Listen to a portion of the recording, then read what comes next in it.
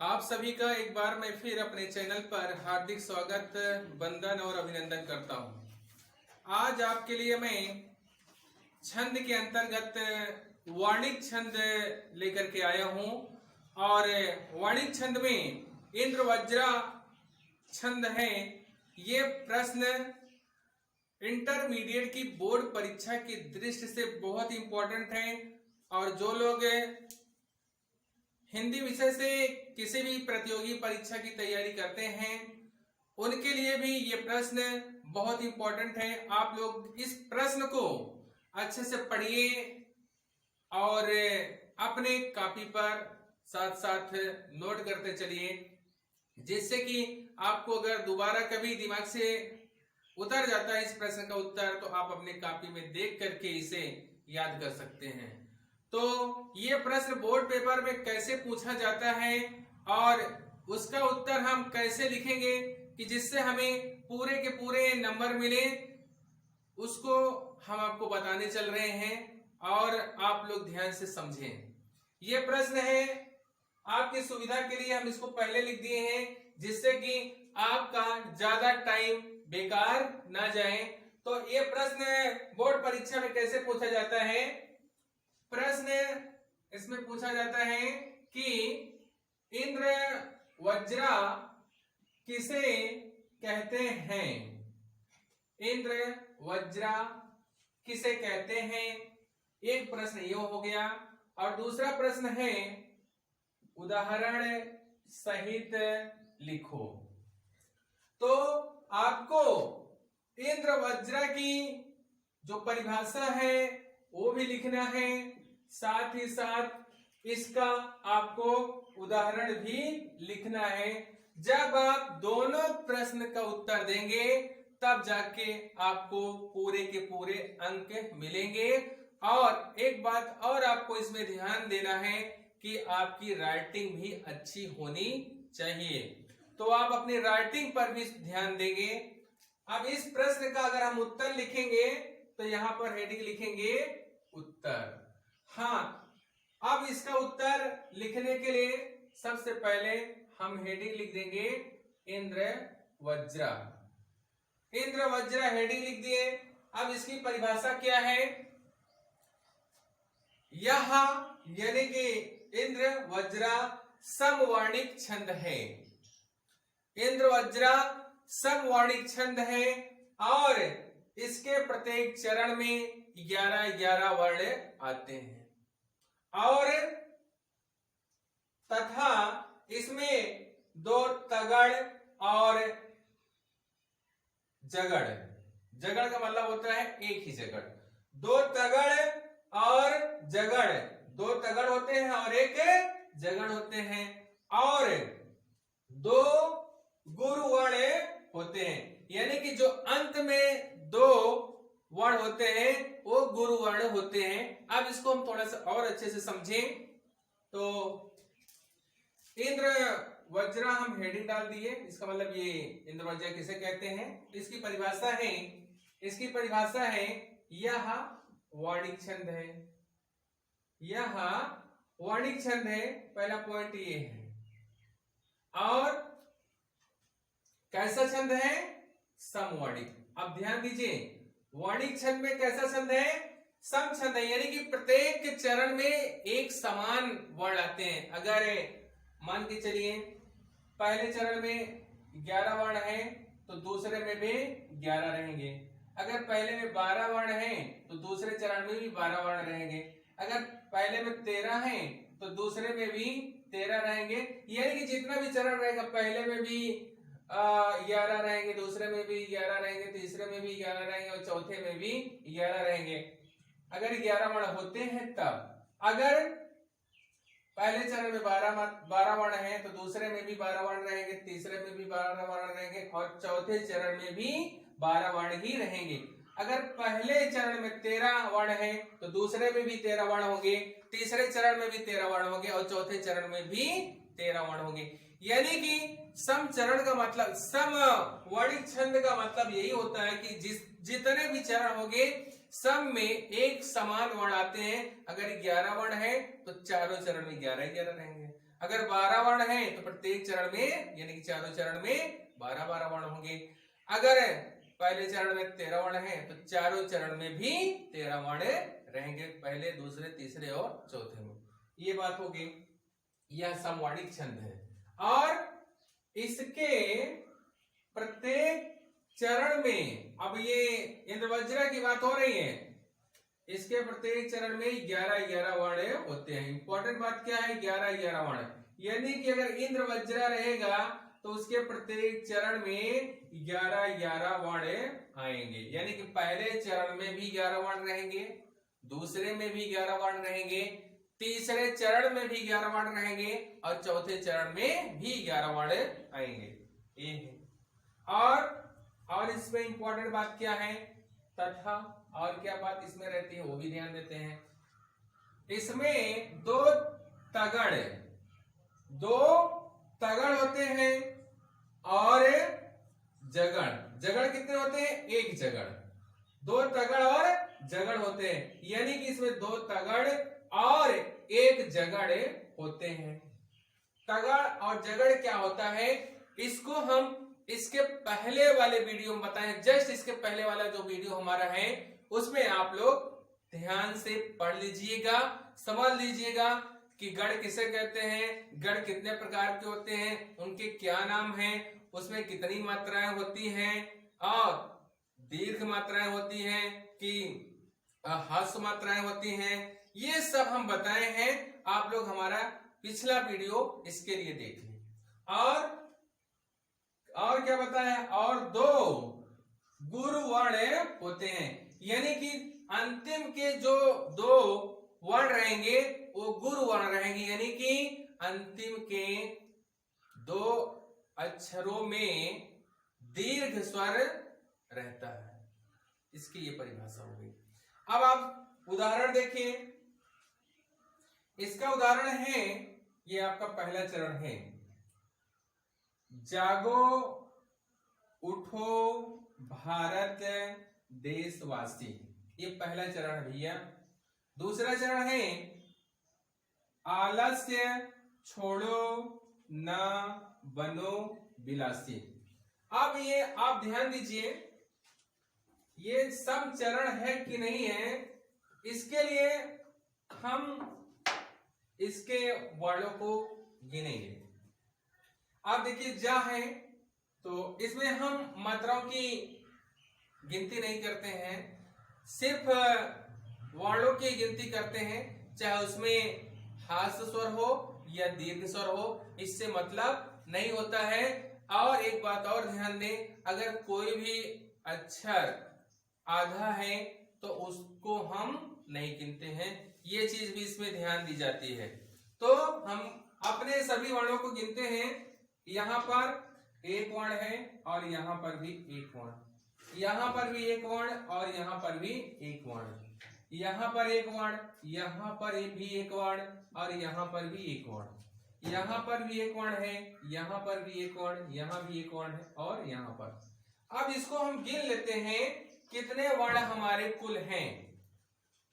1 2 3 4 5 6 7 8 9 10 11, यानी कि हमारे पहले चरण में कुल 11 वर्ण हैं, यहां पर हम लिख दिए। अब दूसरा चरण में हम गिन लेते हैं इसी तरह से, कितने वर्ण हैं। यहाँ पर देखिए एक वर्ण है, यहाँ 2, ये आधा है तो आधा का हम गिनती ही नहीं करते हैं, यहाँ एक है, यहाँ पर एक है, यहाँ पर एक है, एक यहाँ पर भी है, एक यहाँ पर भी है, एक यहाँ पर भी है, एक यहाँ भी है, एक यहाँ भी है और एक यहाँ भी है। अब दूसरे चरण के वर्णों को हम गिन लेते हैं, 1 2 3 4 5 6 7 8 9 10 11। अब दूसरे चरण में भी कितने वर्ण हो गए, 11 वर्ण। तो पहले चरण में भी 11 वर्ण हैं और दूसरे चरण में भी 11 वर्ण हैं। इसका मतलब ये हुआ कि हमारा दोनों चरण में एक समान वर्ण है। जब एक समान वर्ण है इसका मतलब हुआ कि हमारा चरण सम चरण है। ये बात क्लियर होगी। अब हमें यह पता करना है कि हमारे उदाहरण में दो तगड़ और एक जगड़ है कि नहीं है। अब इसे हम कैसे निकालेंगे, इसके लिए आप ध्यान दें। तो इसको समझने के लिए आपको हम कल अपना एक वीडियो बनाए थे गढ़ के ऊपर, उसे आप लोग ध्यान दें, उसे अच्छे से पढ़ लीजिए। उससे आपको गढ़ से संबंधित पूरी जानकारी मिल जाएगी। फिलहाल इसके लिए भी हम आपको यहां पर भी बताएंगे, ये आप समझिए।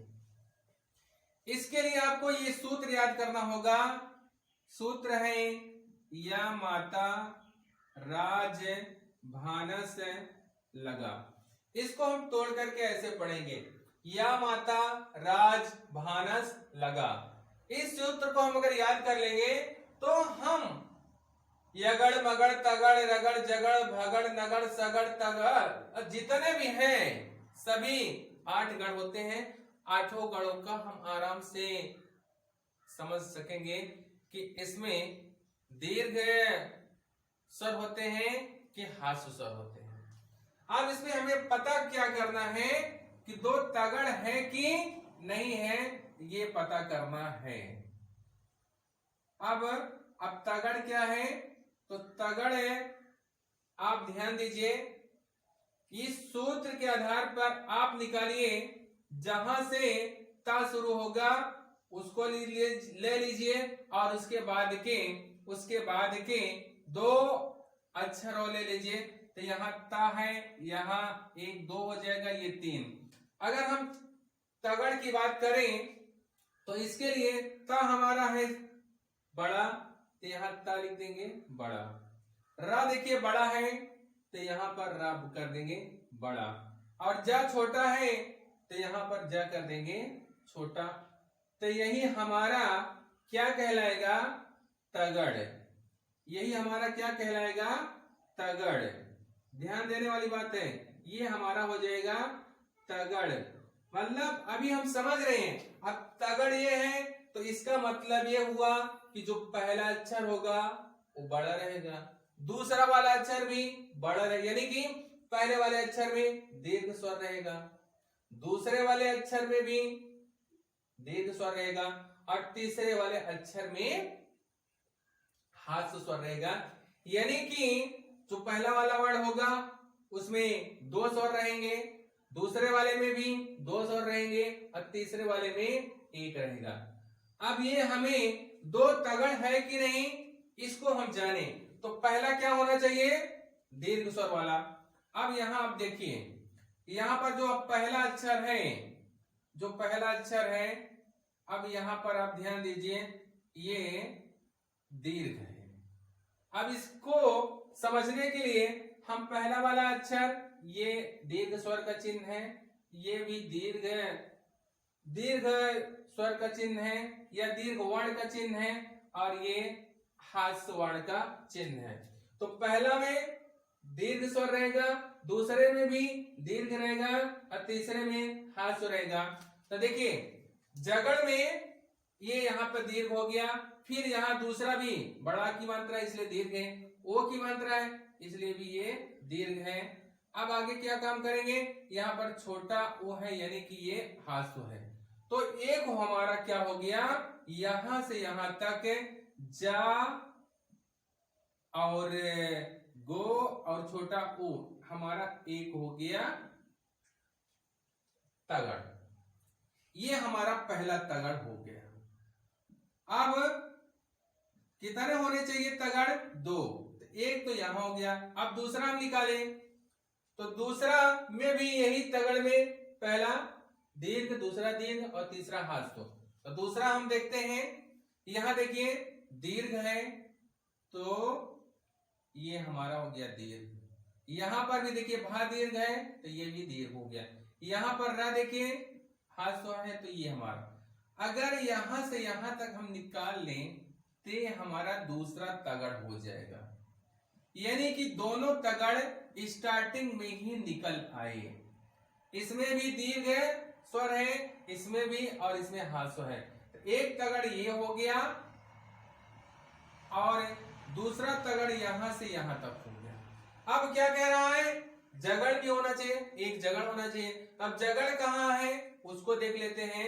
तो जगड़ देखिए जहां जा शुरू होगा, जगड़, यानी कि पहला छोटा रहेगा, दूसरा बड़ा रहेगा, तीसरा छोटा रहेगा। तो यहां हम लिख देते हैं, देखिए जा छोटा है तो यहां जा लिख दिए, भा बड़ा है तो यहां हम लिख दिए भा बड़ा, और यहां क्या ना छोटा है तो ये लिख दिए ना। अब ये हमारा क्या कहलाएगा, जगड़। ये क्या कहलाएगा, इसको हम समझने के लिए लिख लेते हैं जगड़। और क्या करेंगे, तो जगड़ में होगा क्या, पहला क्या रहेगा, हास्य रहेगा, दूसरा अक्षर क्या रहेगा, दीर्घ रहेगा, तीसरा क्या रहेगा, हास्य रहेगा। तो ये हमारा जगड़। जगड़ में क्या होगा, पहला हास्य, दूसरा अक्षर दीर्घ और तीसरा भी हास्य। अब देखते हैं कि ये हमारे उदाहरण में है कि नहीं है। तो यहां पर हम देखते हैं कि ये हमारा पहला क्या है, हास्य, और दूसरा क्या है, दीर्घ, और तीसरा क्या है, हास्य। तो यहां से यहां तक हमारा हो जाएगा जगड़। यहां से यहां तक भैया हमारा क्या हो जाएगा, जगड़। जगड़ में क्यों, क्योंकि पहला हास्य, दूसरा दीर्घ और तीसरा हास्य। तो अब इसे हम समझ लें थोड़ा सा लिख करके। पहला क्या हुआ था हमारा, पहला हुआ था तगड़। तो यहां से यहां तक, यहां से यहां तक ये कहलाएगा, यहां हम नीचे थोड़ा सा लिख देते हैं जिससे कि आपके समझ में अच्छे से आए। ये हमारा कहलाएगा तगड़, और इसको भी हम लिख देते हैं यहीं पर आपको आपकी सुविधा के लिए। तो यहां से यहां तक, यहां से भैया यहां तक, ये भी क्या कहलाएगा, तगड़, यहां से यहां तक, ठीक भैया। और इसको भी आपकी सुविधा के लिए लिख दें हम, यहां से यहां तक, ये क्या, तीनों अक्षर क्या कहलाएंगे, जगड़, जगड़। तो जा गो और छोटा ऊ तगड़ हो गया, ठो भारा ये भी तगड़ हो गया, ता दे और सा ये हो गया जगड़। तो दो तगड़ हो गए और एक जगड़, और समवर्णिक छंद भी हो गया। और अंत में एक बात और बचती है, अंत में क्या होना चाहिए, दो गुरु। गुरु का मतलब कि अंत के दोनों अक्षर जो होंगे वो दीर्घ मात्रा उसमें रहेगी। तो आप यहां पर देख लीजिए, यहां पर भी दीर्घ है मात्रा है, और यहां पर भी दीर्घ मात्रा है अंत में, और यहां पर भी दीर्घ मात्रा है, और यहां पर भी दीर्घ मात्रा है। तो दो गुरुवर्ण यानी कि दीर्घ वर्ण होने चाहिए। तो अंत में दो दीर्घ वर्ण भी हमें देखने के लिए इस उदाहरण में मिल रहे हैं। वह भी दीर्घ यानी कि गुरुवर्ण है, और सी भी दीर्घ यानी कि गुरुवर्ण है, ला भी दीर्घ गुरुवर्ण है, और दीर्घ वर्ण है या गुरुवर्ण है, और सी भी गुरुवर्ण या दीर्घ वर्ण है। तो उम्मीद करते हैं कि आपके समझ में आ गया होगा, कोई आपको दिक्कत नहीं हुई होगी। और ये आप अच्छे से लिख लीजिए। ये इंटरमीडिएट की बोर्ड परीक्षा के लिए आप लोग समझ लीजिए भैया, ये इंटरमीडिएट बोर्ड परीक्षा की दृष्टि से बहुत इंपॉर्टेंट है। कई बार ये इंटर की बोर्ड परीक्षा में प्रश्न आया है। तो जो भी स्टूडेंट इंटरमीडिएट में हैं, आप लोग इसे बहुत ही अच्छी तरह से पढ़ लें, याद कर लें और अपने कॉपी पर नोट कर लें, जिससे कि अगर बीच में आप भूल जाते हैं तो देख करके आप आसानी से लिख सकें। तो एक बार मैं फिर आपको बताना चाहता हूं कि आप लोग इंद्र वज्रा किसे कहते हैं, इसकी परिभाषा याद कर लीजिए, और उदाहरण सहित आपको इसका उत्तर देना होगा। तो परिभाषा के साथ साथ पहले आप इंद्र वज्रा किसे कहते हैं हाँ, इसकी परिभाषा याद कर लीजिए, उसके बाद ये उदाहरण याद कर लीजिए, सूत्र भी याद कर लीजिए, जिससे कि आपको किसी प्रकार की कोई दिक्कत ना हो, आप अपने आप अच्छे से समझ करके उदाहरण में दर्शा सकते हैं। तो ये वीडियो आपको कैसे लगा, आप लोग हमें जरूर बताएं। और आप सबसे एक छोटी सी भैया रिक्वेस्ट है कि आप लोग हमारे वीडियो को शुरू से अंत तक देखें और सब्सक्राइब करें, अपने दोस्तों के पास शेयर करें और उनको भी प्रेरित करें कि वो भी सब्सक्राइब करें और ज्यादा से ज्यादा हमारा वीडियो आप सभी लोग देखें। और एक बार मैं फिर आप सभी को अपना वीडियो देखने के लिए बहुत बहुत धन्यवाद देता हूं।